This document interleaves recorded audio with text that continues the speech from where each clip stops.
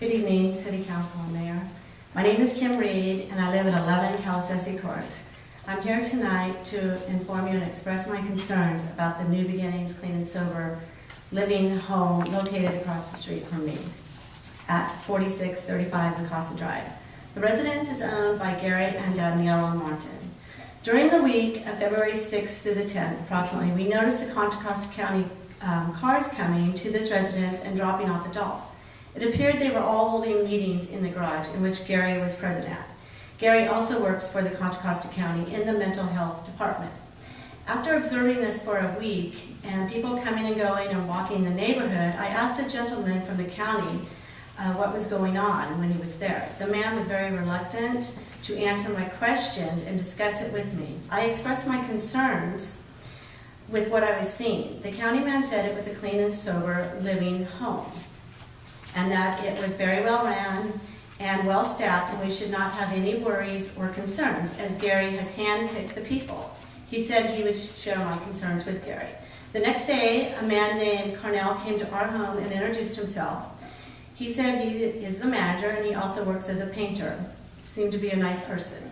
Carnell gave us his phone number and said to call him if there were any problems. The next evening, on February 12th, Gary came to our home to assure us that our concerns were unnecessary and that there will not be any problems. He explained to us that there are 6 people living in the home and that Carnell works, that the county and others will be coming and going, that there are rules and curfews they have to follow, that they can come and go and walk around the neighborhood, and they can also have visitors. Gary proceeded to tell us that 4 or 5 of them will permanently be living there, and a few would come and go. Gary said most of these 4 or 5, naming some of their names, are on Social Security disability for mental illness and are medicated and probably will just sleep all day due to their meds. He said none of them work. I expressed to Gary that I was very concerned with the situation and who is monitoring and overseeing these people and their medications, especially when the house manager works. Gary stated that he handpicked these people. They are great people, high functioning and independent, and they take their own meds and they do not need someone to oversee them all day long. He also stated they deserve the right to live in a nice neighborhood. Only 2 days after this, on February 14th, a man was 5150 from that residence, and he also had a warrant for his arrest. The same man was out in our neighborhood just a few hours before that, talking nonsense to a few neighbors and watching a woman in her front yard in another court.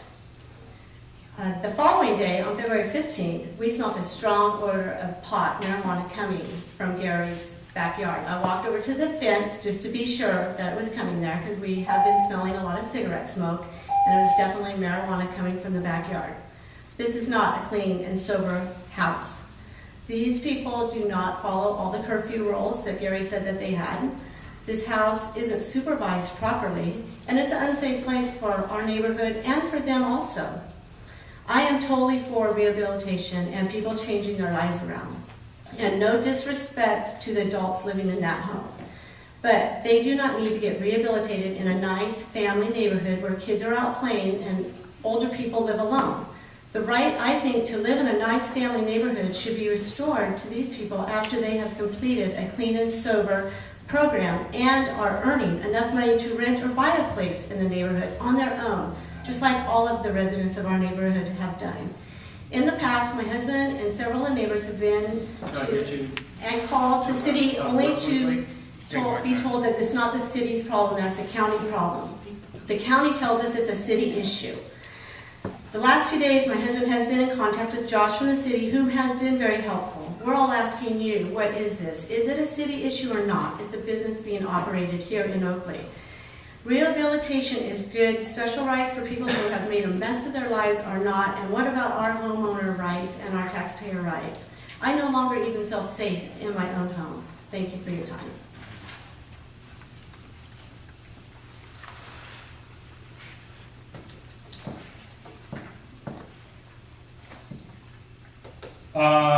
Ms. Leslie Sager. I was going to, there's a number of them all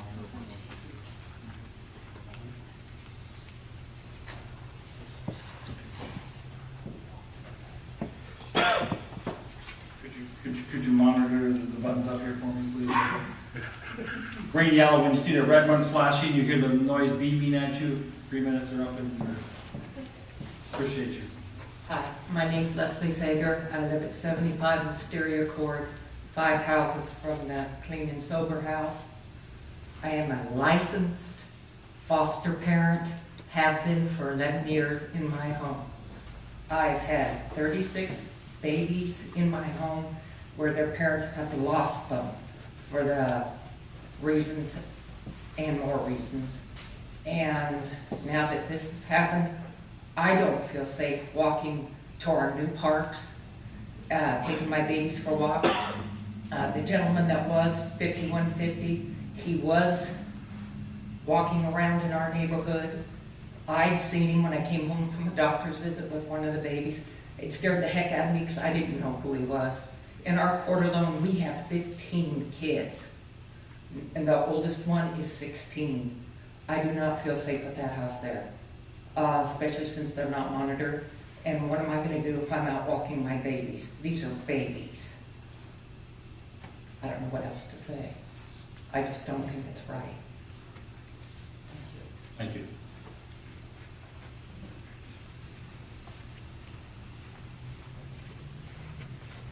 Mr. Bob Brown.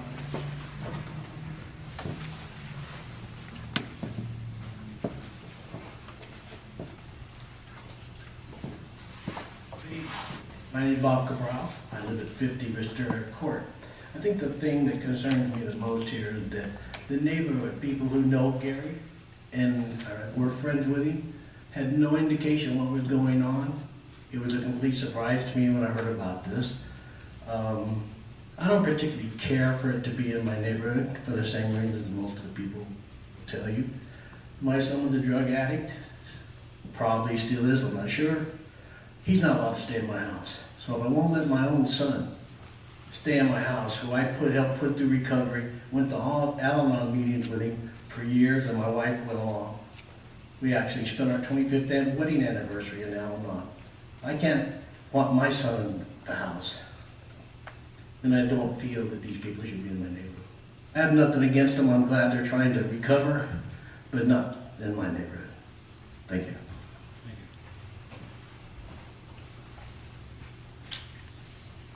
Mr. Don Buckley.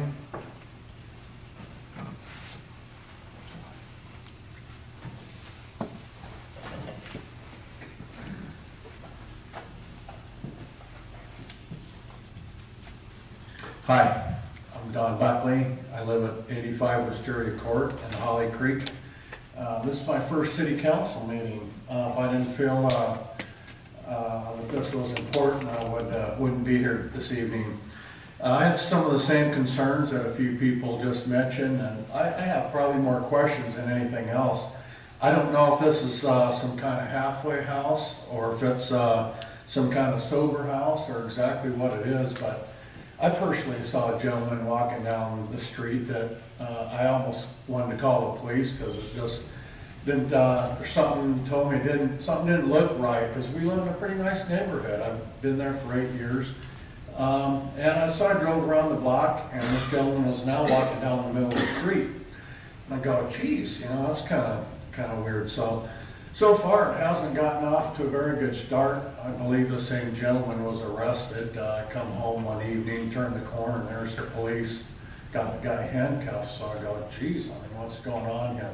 So, like Bob said, nobody likes this kind of thing in their own neighborhood. I'm sure every one of you wouldn't want this same place in your neighborhood, would you? So, I'm not sure who approved this. And whoever did approve it, I'd please like them to rethink this approval for the sake of the parents and the children of Holly Creek. Thank you.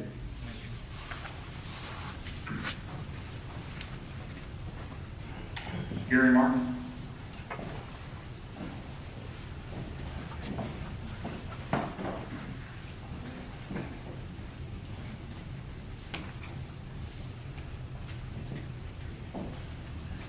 Thank you, City Council, for your time today. I appreciate it. I'm the owner of the Clean and Sober. My name is Gary Martin. I live at 3996 O'Keefe in Oakley, California. I'm the original owner of the property. We've been there 14 years. It is not our intention, nor will it be our intention to create an unsafe environment for anybody there. We simply have an environment that fosters clean and sober living there. I feel as if it's they're singling us out for whatever reason it may be. We have made an effort to, I personally have made an effort to talk to the neighbors in the neighborhood, giving out my phone number. We're still open to talk to them if they want to come by the Clean and Sober. I asked them to go ahead and visit there. The manager is there, Carnell is there for them if they want to talk to Carnell.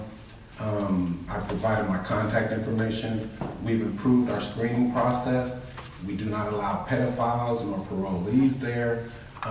As far as drugs go there, if they are caught doing drugs or if they are tested positive for drugs, they are released from the community, much like someone's daughter or son. We've all had daughters or sons or relatives that have had trouble with this type of issue. We're here to help them, not hurt the community. My daughter also plays in the community. She also has friends in the community. She goes to school in the community. Mr. and Mrs. Reed have been our friends for years and years and years. They've always done, we've always helped them, they've always helped us. We're still open to working closely with the neighbors to talk this matter out. The current tenants right now, we haven't added any tenants. They have a good relationship now. They enjoy the neighborhood. We ask that they be left unharassed and unbothered, not pointed at or anything like that. Our goal is to provide a sober living environment for them so that they can get their lives together. That's what this is all about, helping them get their lives together. Simple as that. We've scheduled an open house for the neighbors to meet the tenants this Saturday, March 3rd, noon to 3. If anybody's interested, we're open to have them come over and meet the tenants. So in closing, I'd like to say that we are open to cooperating with the neighborhood and that we would hope that they would feel the same way. And in the end, we would hope that it would be an asset to everybody to cooperate and work this out. Thank you. One quick question for you. Yes, sir. Is medicinal marijuana a drug regime that's approved for your facility? No, sir. Thank you. Mr. Montgomery? As you can imagine, we have, as staff, received a handful of the same phone calls and concerns, and Mr. McMurray, who referred to the planning office, has been researching this with the city attorney's office to determine what authority we may have as a city. Nothing was approved by the city by way of this, it just showed up. And we received word from one of the residents that the group home was being approved for that location by somebody, but it was not the city. We have good fortune of having Supervisor Pifo here today. I saw her taking a lot of notes, and she can, I'm sure, help us with some of the research regarding who did approve and what are the steps to perhaps lodge some concerns as the residents have done. But it appears, our early research, there's nothing that the city council can do by way of denying or approving such a home. We'll continue to carry out that research. I think one of the gentlemen indicated, I live here in Oakley as well, and no, I would not want one of these group homes in my neighborhood. I do have one for young adults, and it has been a problem at times. And as I researched it myself, determined that there was nothing that we had by way of the city authority to stop these group homes. The state has preempted our authority to a large degree on these, and I'm assuming this home falls into the same category. So it's not the news I'm sure the residents want to hear, and I encourage the continued communication between Mr. Martin and the neighborhood, because I'm going to suppose what the council may do, but if we do find authority that the city has to somehow prohibit this type of home, my guess is the city council would do so. So Mr. Martin, I'd encourage you to continue to work with the neighborhood, because if we find a way, a method, I doubt the city council would approve it at all. So it's up to you to find a way to resolve these concerns If not, I'm sure it will go away. If we do not find any authority for the city council to do so, perhaps the county may have some. In the end, it may be something that remains, and we just don't know the answer yet. So I apologize for that rambling answer, but that's where we're at, really in research. Ms. Roots? Thank you. I do recall a few years ago, there was a group house. And it did have some real issues and eventually went away. And the reason it went away was because of the problems it presented to the neighborhood. There's the problems being such that what happens in this house cannot have a greater or higher standard of tolerance than we would with any other house in our city. So you're going to be held to that standard. Whatever happens in your house is going to be the same standard that we're going to hold to your house. So when the police come, it's going to be the same standard. It's not, oh, you're a group house, we'll give you leeway. That's not going to happen. So the standard is set. You have the bar. It's high. And I know the group house we went through, in fact, Tom Tollerson was involved with that. It went high. And they basically flaunted their ability to be covered by the state, and that didn't go far. And so the basic bottom line here is the standard is you're going to be held to the same standard. And my request to staff is to find out exactly the approval process. We have complaints. I want to know exactly who to direct people with concerns to, and that they actually have a person to talk to. They know that person is going to take them seriously and make note of their comments and keep a running log of these. The whole idea that there was someone there with a warrant for their arrest does not bode well with me. If you say it's screened, the people are screened, how could someone have a warrant for their arrest really be screened? So thank you for bringing this to our attention, and we certainly will keep an eye on it. Ms. Anderson? The only thing I have to add to that is that as staff does learn whatever you learn in this process, that we find a place to post it on our website under frequently asked questions or information about group homes, so that others that see this or it happens have a place to find answers. We know there's questions about notification. It's obvious that you went and talked to the neighbors, but is there a notification process and anything else we can learn? I just think we need to make sure it's available for everyone to find it, so post anything that we've learned on the website, please. We'll do that. And Mr. Mayor, while I have the mic minute ago, I should have mentioned, I did have asked Ms. Marquez to, Mrs. Reed, I believe that's who spoke first, to pass along her card so we could go out and reach the neighborhood and communicate directly with them once we know, and then post it as well. So we'll do both. Mr. Fraser? Well, I think I'd like to start off that any kind of agreement that somebody makes on our behalf, it'd be nice to let us know that it's coming. I think that was a huge disconnect in communication. I know that Supervisor Pifo had the same thing with Penny Lane on a different kind of house, but it was the same kind of issue, so I'm sure she's well versed in what goes on with that in the county, but I don't know about the city respect. I'm kind of aghast that this got through without a business license, a home occupation permit, all the required regulatory actions that we require. And so, you know, if there's no actions and our police department's called time and time again, I want the provider to be billed for every hour or time that our police department is pulled away from city business. And so... Sounds like a new assembly bill we might want to propose. That's Food for thought. So, anyway, I really want this researched. I'm just aghast that it came into our community without us knowing about it. So, thank you. Unfortunately, this seems to be the East County is becoming somewhat of a beacon for these types of homes. And I think we may want to join in with our neighboring cities and work on our assembly to create a bill that could at least inform us when things are happening like this, at least give us the heads up. I can sympathize with the neighbors. This is I've lived in Holly Creek for 18 years now. And I now have a new walking route. I'll be walking in the mornings with my dogs. Come on down. So I will be just watching and keeping an eye on what's going on and keeping, paying a little bit more attention as I walk that part of the neighborhood to see what's going on.